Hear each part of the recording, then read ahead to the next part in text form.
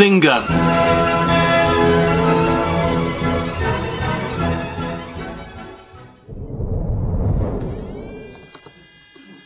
And now the Kung Pao chicken. Smooth. And Mushu pork.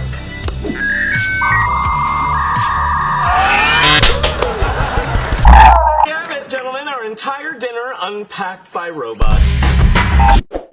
And it only took 28 minutes. That's such bullshit. As you can tell from the opening shot of this episode, 2 takeout boxes took 20 seconds to be removed from the bag, while in a screen cap from the same scene we could see 7 takeout boxes, not counting the Mushu pork that was referenced in one of the first lines of dialogue.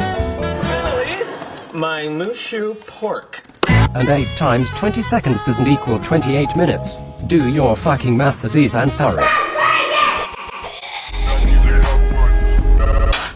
Hold. What? Explain your sneeze. Do you have Dunk. What's dunk? Dunk these nuts into your mouth. Guys, help me. Sheldon, come on. Yeah, it's just one sneeze. You're on your own. See you, buddy. Leonard, I have something for you.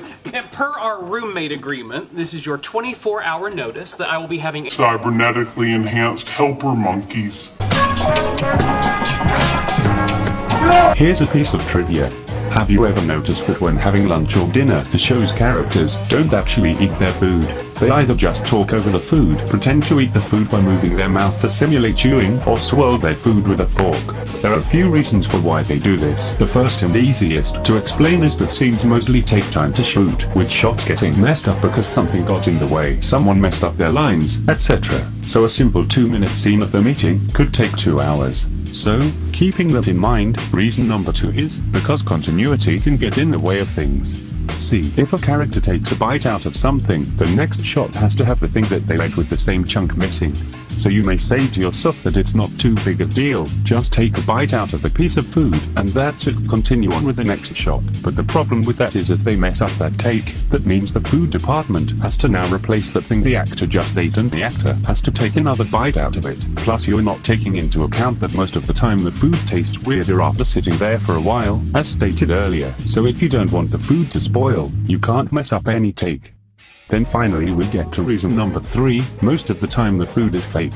The reason why is because the lighting and area that surround the food tend to ruin the food very quick, so to keep the food looking as fresh as possible and to prevent that from happening, they hire food artists to create food that looks real and astounding, but is inedible. Making food look perfect is a job called food styling, and food stylists are a part of a film's art department. They combine their love of food and cooking with visual storytelling and some creative problem solving. And that creative problem solving has made this food completely inedible. Fake food can also be used to deter the show's actors from eating the food. This is very unlikely, but can happen in certain scenarios. Anyway, back to this piece of shit video.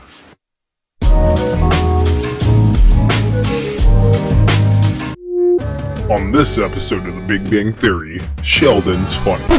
Sheldon is funny. Character development, just kidding. There's no such thing as character development in the Big Bang Theory. Oh boy, that's funny. Here's a laugh track to remind you it's funny. Oh my god, it's special guest star Stan Lee.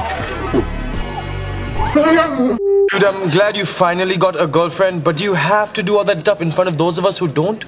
Actually, he's Eve. Hey, what are you and Bernadette doing for your first Valentine's Day? Yeah, I'm pulling out. There's a $39.99 lovers special at P.F. Chang's. Egg rolls, dumplings, bottomless dumplings, horseless walk, and you get your picture taken on the big marble horse out front.